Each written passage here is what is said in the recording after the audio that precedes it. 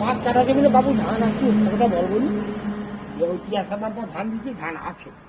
হ্যাঁ আমি দোকানে দিবি না, ঠান্ডায় জল দেবি ভাতে, মা চালানোর মালিক, আমরা মা চালিয়ে দেবো, আমার ধান নাই থাকে নাই থাকুক, মা যেন আমার সংসারটা আর আমি কিছু চাই না। জয় শ্রীকৃষ্ণ বন্ধুরা, আজকে ব্লগটা এখন থেকে শুরু করছি। তো এখন বাজে 7:30 কি 8টা বাজে, 7:47। রান্না করছি কারণ একটা জায়গায় যাব, তাই তোমার সঙ্গে রান্না করছি। আজকে তো বৃহস্পতিবার, তাই আজকে মাশরুম রান্না করছি। এই যে মাশরুম রান্না হবে।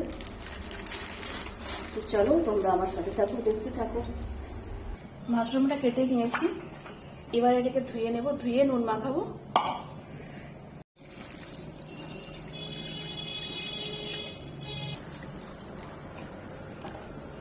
ভালো করে জল থেকে জলটাকে এইভাবে জেঁকে পুরোটা শুকনা করে একদম নিচুড়ে এটাকে এইভাবে ধুয়ে নিতে হবে। এবারে এটাকে একটু নুন দিয়ে আর একটু হলুদ দিয়ে মাখিয়ে নেব। নুন হলুদ মাখিয়ে নিয়েছি, এবার একটু টাইমে রেখে দেবো, দিয়ে যে মশলাটা দেবো সেই মশলাটা বেটে নেবো। এটার মধ্যে মশলা দেবো কাঁচা লঙ্কা আর টমেটো আর পোস্ত বাটা, কারণ আজকে বৃহস্পতিবার, তো নিরামিষ খেতে গেলে তো। চলো রান্নার জন্য এবারে প্রস্তুতি নিয়ে নিয়েছি। কড়া বসিয়ে দিয়েছি সাইডে, এখানে ভাত হচ্ছে।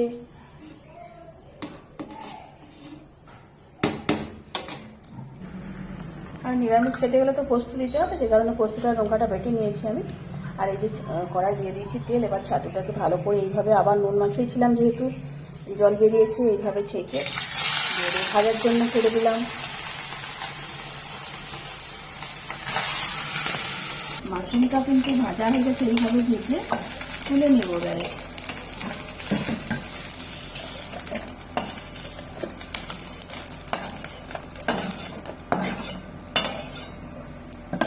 তারপরে আবার একটু কড়াই তেল দিয়ে দেবো।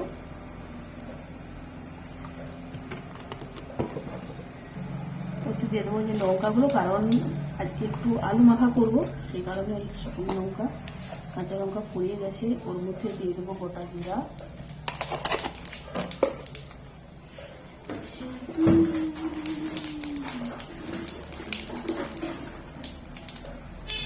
ওর মধ্যে দিয়ে দেবো কালো জিরা,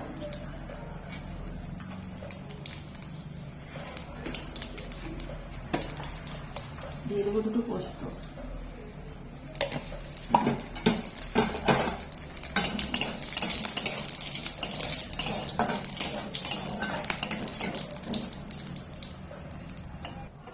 পুরো ভাজা হয়ে গেছে, তুলে নেব। এবারে ওর মধ্যে দিয়ে দেবো কেটে রাখা টমেটো, তার মধ্যে দিয়ে দেবো নুন, কারণ টমেটোটা নুন করে একটু ভালো করে নরম হয়ে গড়ে যাবে। দিয়ে দেবো হলুদ আর 1 চামচ ছোটো চামচ লবণ, কারণ কাঁচা লঙ্কাটা কম আছে।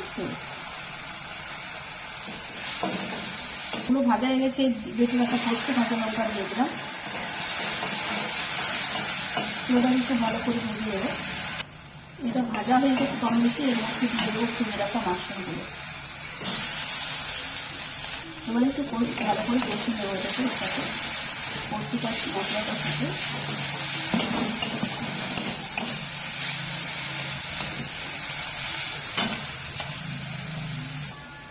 কষানো হয়ে গেছে, তাই জল ঢেলে দেবো। পোস্ত রেখে রাখা জলটা দিলাম।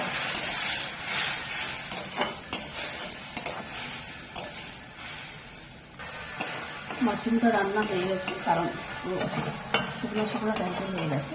এবার একটু নামিয়ে নেবো।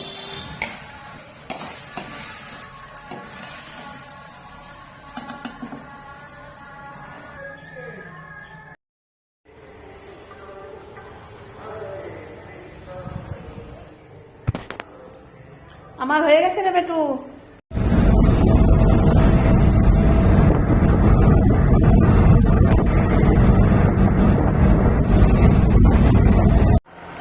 গাড়ি থেকে নেমে গেছি, এবার চলে এলাম।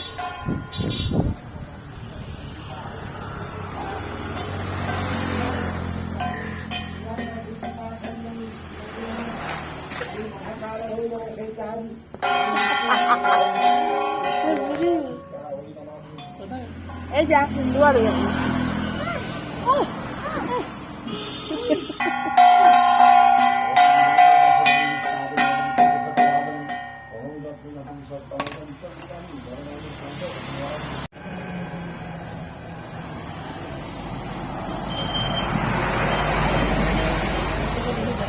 চলো চলো চলো চলো আমি আসছি চলো।